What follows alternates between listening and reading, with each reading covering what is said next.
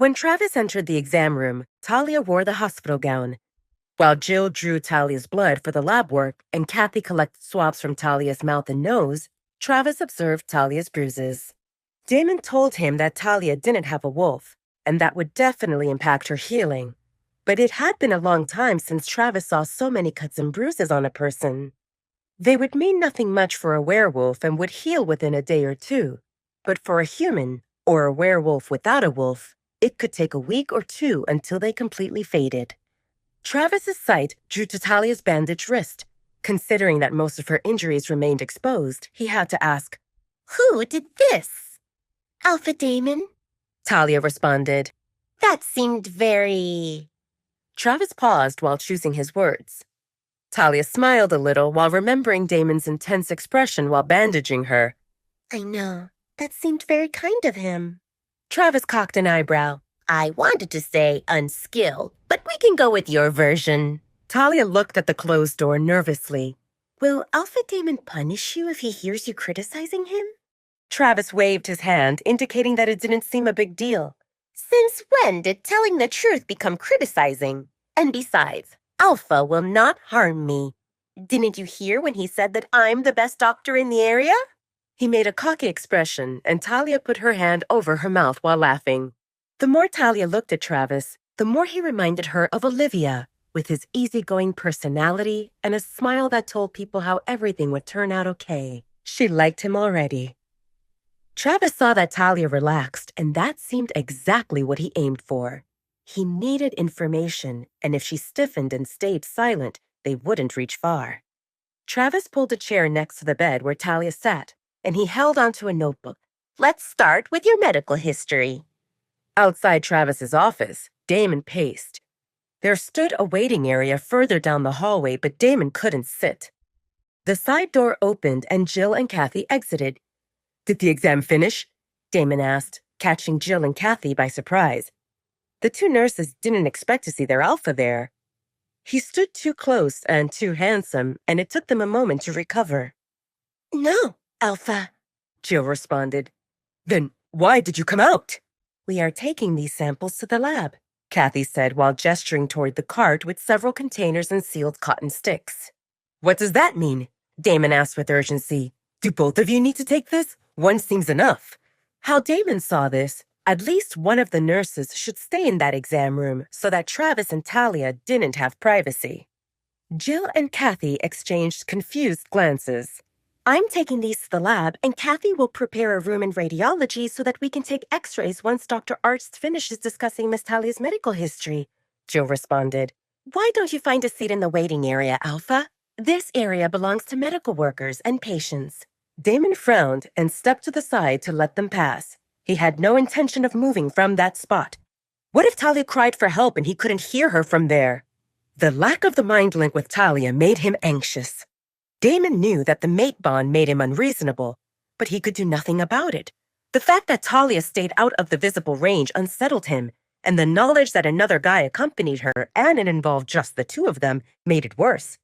Damon couldn't snap out of it. The stories went that the mate pull got stronger by the day, and the werewolves could find peace only after they marked each other. The sealed mate bond allowed them to exchange feelings no matter the distance, and because of that, mates could function when they separated. Damon tried to distract himself by checking emails, but it didn't work. He halted his steps and pressed his ear on the door of Travis's office. Nothing. How could he not pick up any sound with his alpha hearing? What if Talia left? Somehow he feared that she might disappear. Jill returned after a few minutes, and Damon felt a bit at ease knowing that Travis didn't stay as the only one inside with Talia. Damon alerted when the door opened and Jill pushed Talia out in the wheelchair. "What happened with your legs?" Damon asked Talia. "Nothing." "Why do you sit in a wheelchair?" Jill responded, "It's just the protocol, Alpha. I'm taking her to radiology so that we can take x-rays. Miss Talia wears a hospital gown that opens at the back, and if she walks, a danger exists of her being exposed." Damon approved. No one should see Talia exposed. Talia and Damon sat together with Travis to hear the results of her exam. Her swollen wrist hadn't broken, so they gave her one of those thick wraps with Velcro to secure it without using bandages until it healed.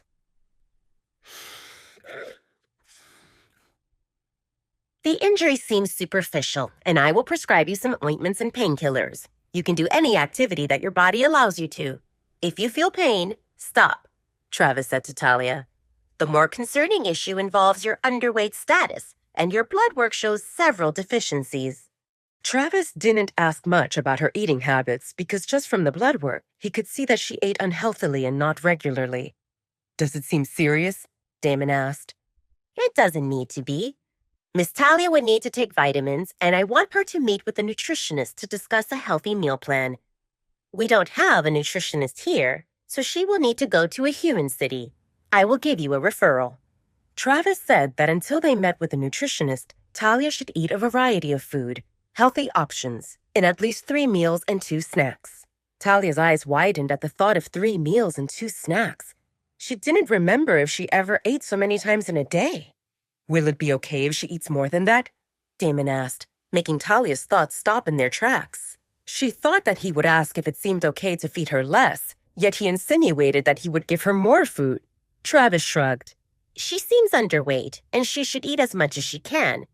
However, I don't recommend big meals. Split it into more frequent, smaller ones, and it won't help if she starts living off junk food like chips and chocolates.